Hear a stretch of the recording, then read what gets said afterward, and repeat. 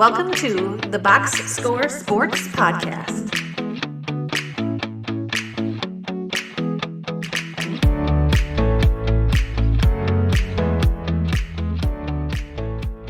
Yep. Okay, you ready to talk about your Bills? I'd like to. If you want to let me open up, I'd be happy to. Go ahead, open up. All right. So my favorite move was getting rid of Stefon Diggs. Now, I defended him his entire tenure with the Buffalo Bills. I wanted him to be the best that he was. I tried to defend him when all the media was coming at him and saying he wasn't happy and he didn't like it here and Josh Allen wasn't his friend. They all put on a good show, but at the end of the day, he clearly didn't want to be there. Um, all the media problems that we had last year with him, I guess the Vikings fans were right. I mean, he was, at the end of the day, a locker room cancer. There was a lot of drama within the media, and frankly, I'm kind of happy he's gone. Okay. Yeah. How do you feel? Yeah, I feel like it's both like a pro and a con because he's good at what he does. He gets open, he gets separation, he gives Josh Allen a weapon that they didn't replace. So now I think a favorite move could be the headaches gone. Like you just don't have to deal with that type of personality. I put for two, like I'm kind of interested in that Coleman that you guys drafted there. He's what 6'4", 215, Yep. big guy. I think second round you picked him up. So I'm actually really interested. I like that pickup because again, they gotta find weapons for Allen now that Diggs is gone, and he could be somebody who could replace some of that. Give Josh Allen someone to throw to. Yeah, absolutely. I do have some stats here Go ahead. to go about Stefon Diggs because you really want your number one receiver to show up in the playoffs when it matters. Mm-hmm. Do you think that he did that? I'm going to say no because you're asking me. Well, you're very right. So I looked at the last 3 years of playoffs. They had 2 playoff games each playoffs. So I looked at his last 6 playoff games with the Bills. Do you want to take a guess at his average target, receptions, and yards per game? Okay, targets per game And touchdowns. I'll guess 3 targets a game. Okay. Higher than that. Okay, tired of that. Okay, So 7.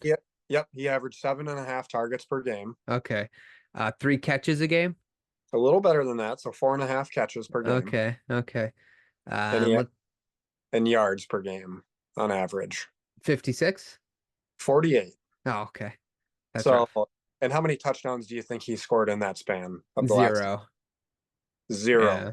0 touchdowns out of your number one receiver in 6 playoff games. So he averaged 4.5 catches and less than 50 yards a game over the span of 6 playoff games. Yeah. That's pretty bad. Yeah. Right. For your number one guy. Now, I get your defense is going to like lock in on your number one guy and try and shut him down.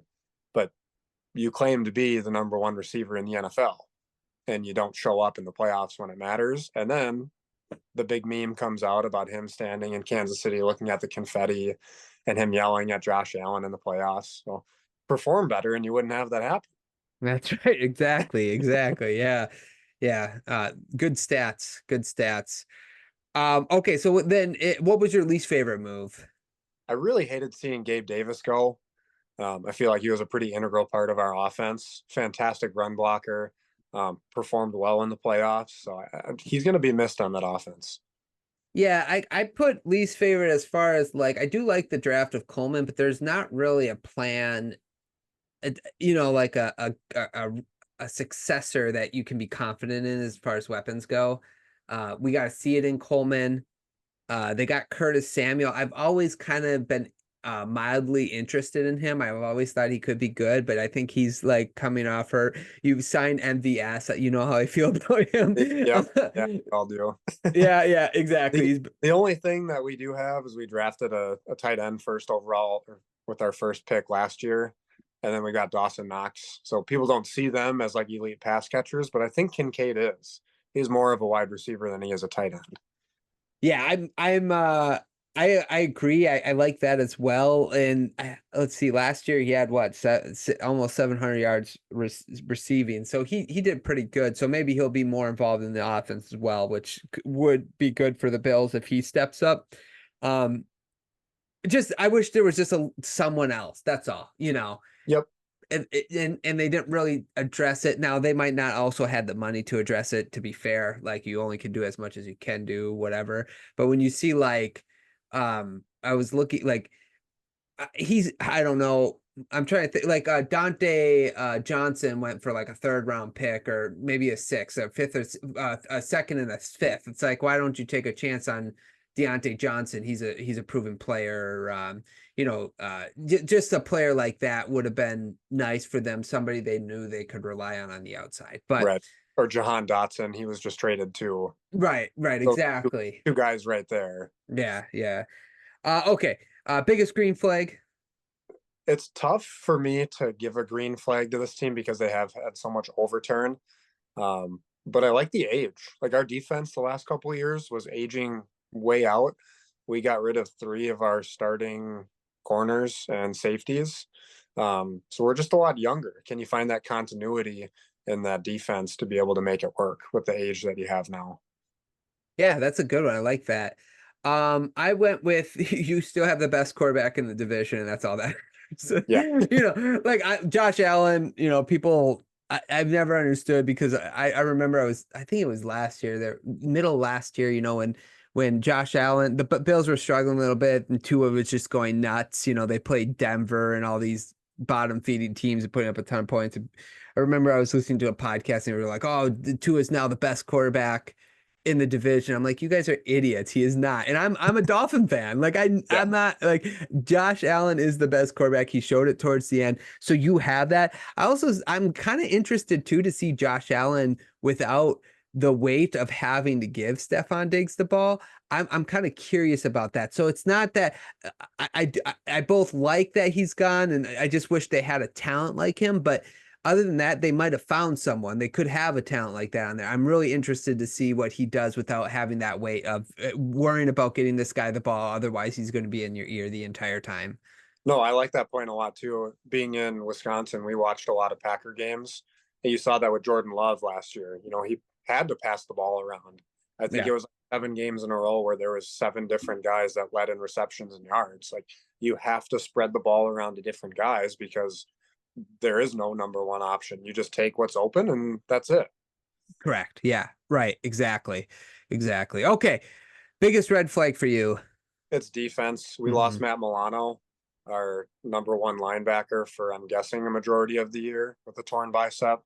I touched on it a little bit with losing our 2 starting safeties, our number one corner. There's just a lot of turnover.